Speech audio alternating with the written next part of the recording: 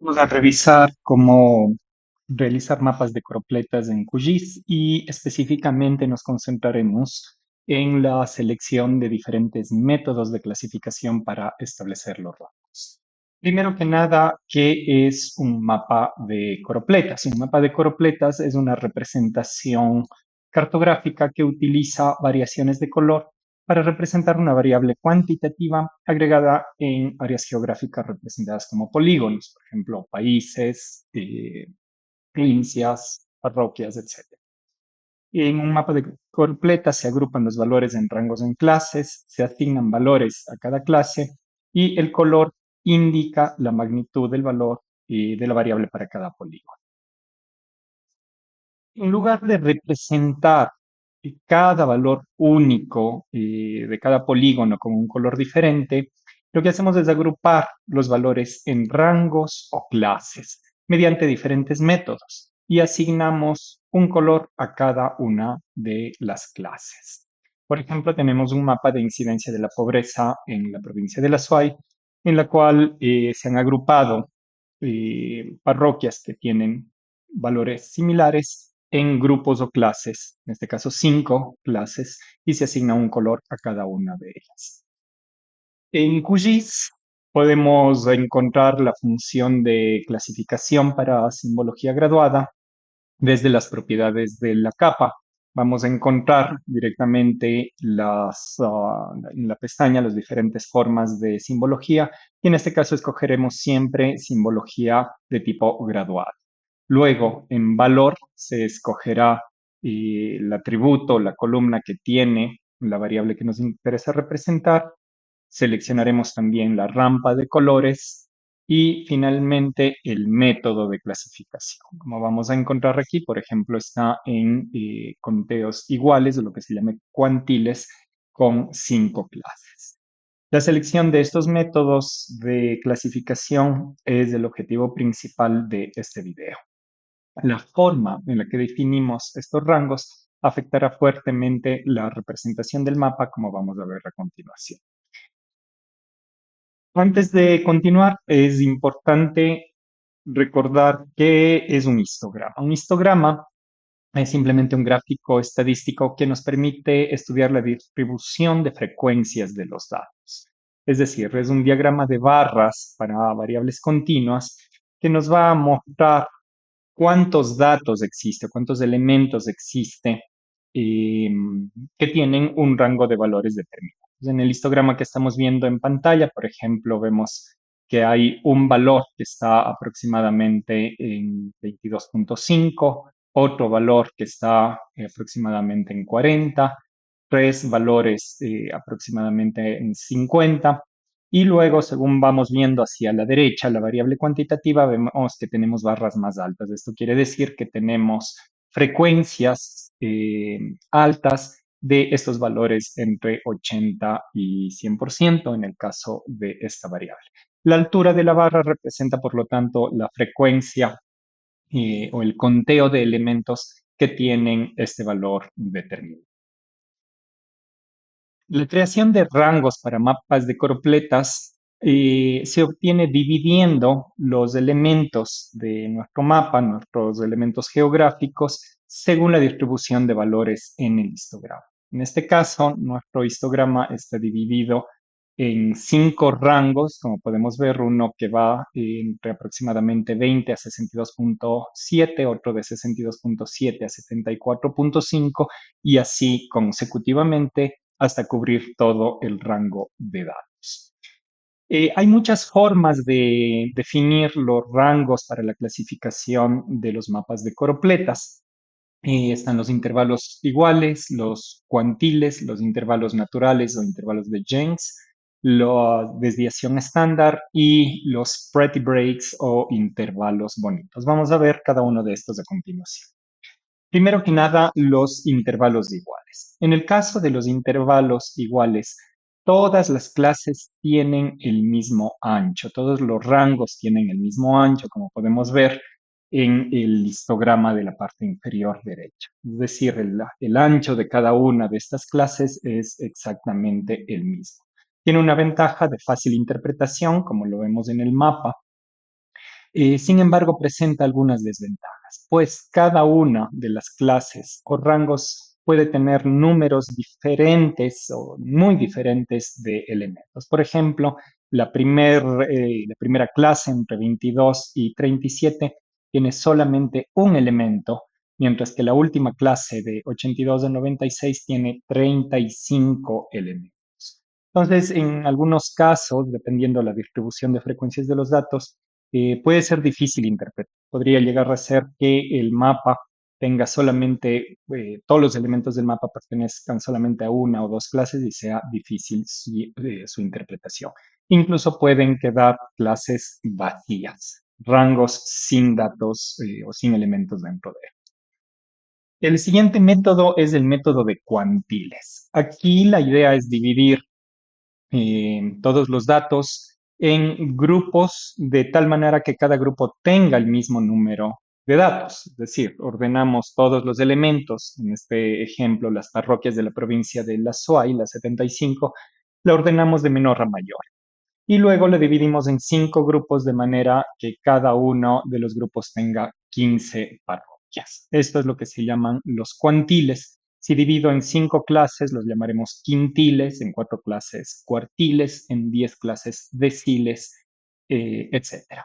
La ventaja de este método es que nunca vamos a tener clases vacías ni con pocos valores, porque efectivamente todas las clases tienen el mismo número de elementos.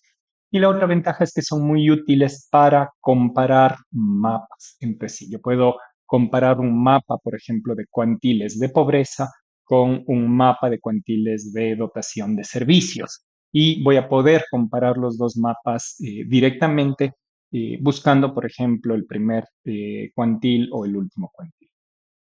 Las desventajas del método de cuantiles es que los anchos de las clases varían muchísimo. Aquí, como estamos viendo en nuestro ejemplo, la primera clase va de 20 a 63 aproximadamente, mientras que la última clase va de 89 a 96. Es decir, la primera clase es muy ancha, tiene valores muy diferentes, tales como 23 o 55, esos valores quedan dentro de la misma clase, mientras que la última es una clase muy angosta con valores muy similares. Esto podría, en ciertos casos, confundir la interpretación visual al ver, por ejemplo, en este caso, parroquias que tienen valores muy, muy diferentes representadas con el mismo color. Las clases muy heterogéneas, por lo tanto, son una de las desventajas del método de cuantiles. Otro método, y de hecho el que es preferido por la mayoría de cartógrafos, es el que se llama de intervalos naturales. Aquí los rangos o clases se forman a partir de la distribución misma de los datos. Es un algoritmo que lo que hace es buscar donde hay saltos importantes, por decirlo así, en la distribución de los datos y va creando los límites de cada uno de los rangos en función de esa distribución. Esto permite homogenizar los valores dentro de cada clase, de manera que hayan clases o que todas las clases sean más o menos homogéneas y no tengan valores demasiado diferentes. Y por supuesto, nunca vamos a tener clases vacías, nunca vamos a tener clases sin datos. Las desventajas es que los anchos de las clases de la misma manera pueden variar mucho y por lo tanto el número de elementos en cada clase también varía. En el ejemplo que tenemos aquí en pantalla podemos ver que la primera clase tiene 2 elementos, la de 22 a 41, mientras que la siguiente clase o rango de 41 a 63 tiene 16 elementos. Es decir, hay mucha variación en el tamaño que tiene cada clase. Hay que tener cuidado porque los intervalos naturales dificultan la comparación de mapas entre diferentes variables o incluso la comparación de la misma variable en diferentes momentos del tiempo en diferentes lugares, ya que, como hemos dicho, las clases varían según la distribución de los datos. El siguiente método, el cuarto método, es lo que se llama pretty breaks, quiere decir intervalos bonitos, intervalos lindos, pretty. que este método está basado en redondear los rangos de manera que las clases sean pues, estéticamente eh, interesantes, ¿no? Por ejemplo, aquí se ha dividido todos los datos en rangos de 20, de 0 a 20, 20 a 40, 40 a 60, 60 a 80, etcétera, etcétera, ¿no? La ventaja de este método es que es muy fácil de leer, estéticamente es placentero, sin embargo tiene muchas desventajas, pues induce también a interpretaciones incorrectas y podemos quedarnos nuevamente con clases con muy pocos datos o incluso clases vacías, es decir, rangos enteros que no estén representados porque no tiene un valor, como por ejemplo en este caso la clase de 0 a 20 está vacía, no tiene ningún elemento, mientras que otras clases como la de 60 a 80 pues tiene 25 elementos. Por lo tanto, Pretty Breaks no suele ser muy utilizado a no ser que tengamos una distribución de los datos más o menos normal. Y el último método es un método especial que se llama método basado en la desviación estándar. Aquí la idea de este método es clasificar los datos y establecer los rangos en función de la media, es decir, del promedio. Lo primero que se hará es identificar el promedio de la variable. En este caso, por ejemplo, tenemos un promedio de alrededor de 11 y a partir de esa media o de ese promedio vamos a ir dividiendo los rangos en desviaciones de estándar, por encima y por debajo de la media, ¿no? En lugar de tener valores fijos basados en los valores originales, lo que vamos a hacer es establecer estos valores entre 1, 2 o 2.5 desviaciones de estándar por encima y por debajo de la media. Y finalmente asignaremos ya los colores con un tipo de rampa de colores especial que se llama una rampa divergente. Las rampas divergentes pues parten de un valor intermedio al cual se considera el punto de origen y cambian el tono hacia abajo o hacia arriba de ese valor intermedio. En este caso hacia abajo cambia hacia rojo y hacia arriba cambia hacia azul. Y mientras, o verde, y mientras más se aleja de la media, el color se vuelve más intenso. Este tipo de representación es excelente para comparar mapas de diferentes variables. De manera similar al mapa de cuantiles, yo puedo usar los mapas de desviación estándar para comparar diferentes variables en el mismo territorio. Y puedo, por lo tanto, extraer pues, aquellos lugares o identificar claramente los lugares o los valores que tienen valores extremadamente altos o extremadamente bajos, es decir, que están muy alejados de la media, y asimismo también identificar valores que están cercanos al promedio de datos de mi área de estudio.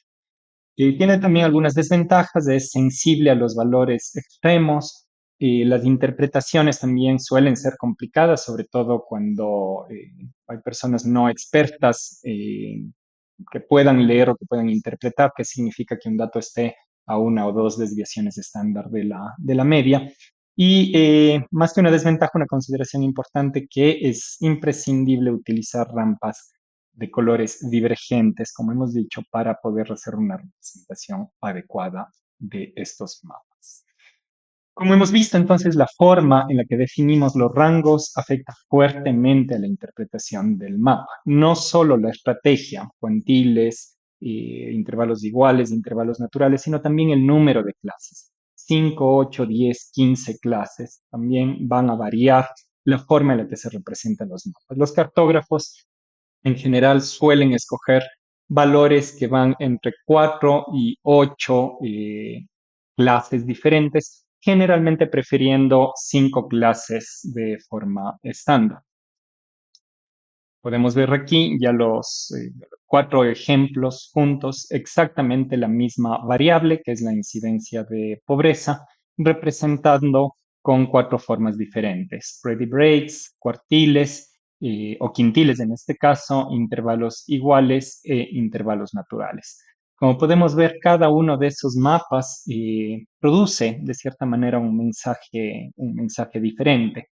El mapa de Pretty Breaks, por ejemplo, parece sugerir que toda la provincia de La Suay está en condiciones de alta pobreza, de alta incidencia de la pobreza, mientras que el mapa de cuartiles, de quintiles de arriba a la derecha, está más bien mostrando aquellas parroquias que tienen índices relativamente bajos de incidencia de la pobreza. Sin embargo, este segundo mapa mezcla en la misma parroquia, en la misma clase, a lugares tan diferentes como, por ejemplo, Cuenca o San Joaquín, que están en la misma clase. Como vemos, por lo tanto, cada uno de los mapas puede producir una diferente interpretación y por lo tanto hay que tener cuidado. Cabe la pregunta, pues, ¿qué método es el adecuado? ¿Qué método es el mejor? La respuesta es que ninguno. Ningún método es completamente adecuado para mostrar toda la realidad y toda la distribución de los datos. Siempre que hacemos mapas de coropleta, siempre que agrupamos los datos en diferentes rangos, vamos a perder algo en este proceso. Con esto regresamos a una idea que siempre insisto y es que todos los mapas mienten. Todos los mapas contienen algún elemento que puede conducir a un error de interpretación. Los mapas no son el territorio. Aunque ningún método es perfecto, cada uno de estos métodos es útil para comunicar algo. Dependiendo qué querramos comunicar, pues vamos a utilizar diferentes métodos de clasificación. Eso sí, estos métodos serán útiles siempre y cuando se seleccionen correctamente.